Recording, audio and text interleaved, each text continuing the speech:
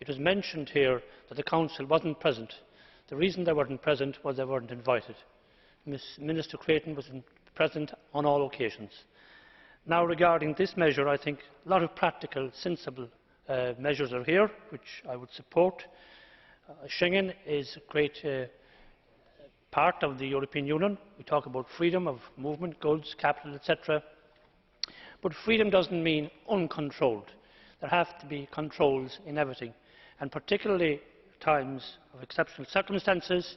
The measures proposed here, measures of last resort, for limited periods, do make sense, and I think unilateral action for a maximum of 5 days is a sensible approach as well.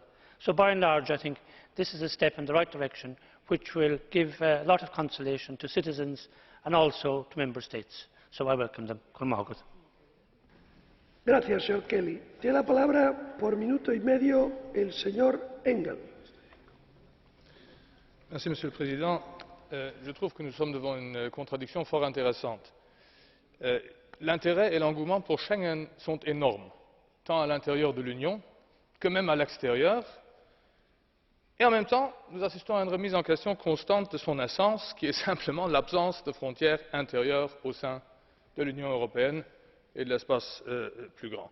Et la raison pour cela réside dans une imperfection majeure de la construction européenne, qui est simple à formuler. Nous n'avons simplement pas intériorisé, surtout au niveau du Conseil et des États membres, le fait que nous ne constituons plus qu'un seul espace et que nous ne devrions plus constituer qu'un seul espace. Voilà la raison pour laquelle nous ne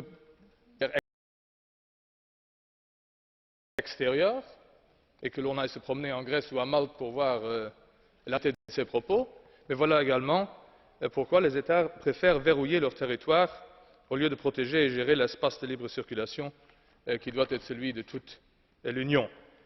Si le Parlement a eu raison de s'opposer à ce qui était proposé, ce que nous avons obtenu reste loin de ce que nous souhaiterions. Le collègue Goebbels et d'autres l'ont mentionné de façon éloquente. Nous en restons très loin.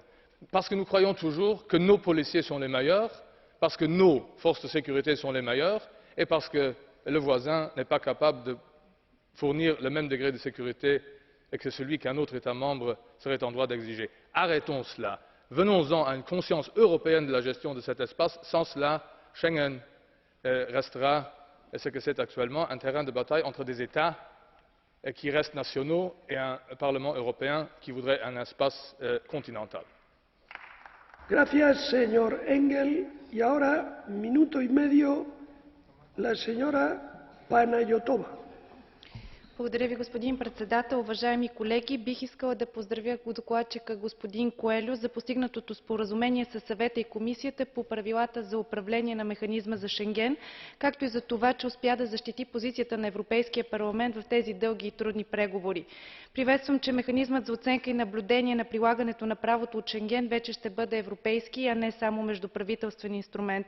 Фактът, че Европейската комисия ще има централна роля и че парламентът ще бъде консултиран за всяка евентуална промяна, ще допринесе за по-ясни и прозрачни правила и по-ефективна система.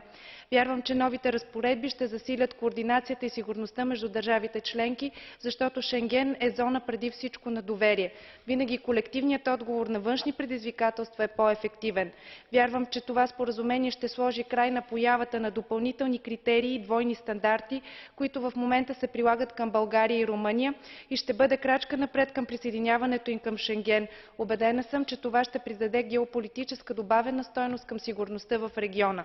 И в момента България прилага високи стандарти за сигурността на границите си. Като част от Шенген, България ще бъде гарант за сигурността и надеждността на външната граница на Европейския съюз и респективно за сигурността на европейските граждани. Надявам се, че решението за разширяването на Шенген няма да се отлага продължително, защото това може да предизвика съмнение в способността на Европейския съюз да спазва собствените си правила и решения. Може също така да подхрани евроскептицизма в момент, когато повече от всякога се нуждаем от повече Европа. Благодаря.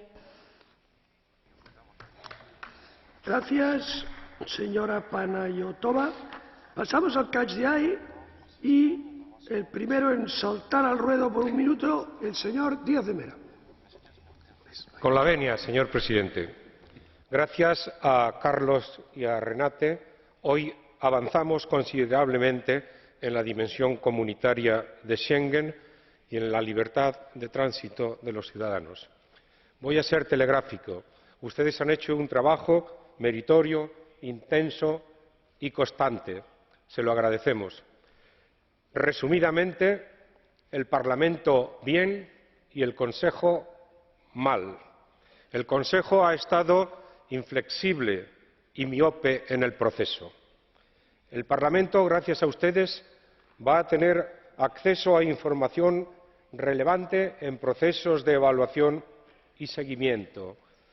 Pero realmente tenemos que creernos que vamos a ser consultados sobre cualquier reforma que afecte de manera sustantiva al espacio.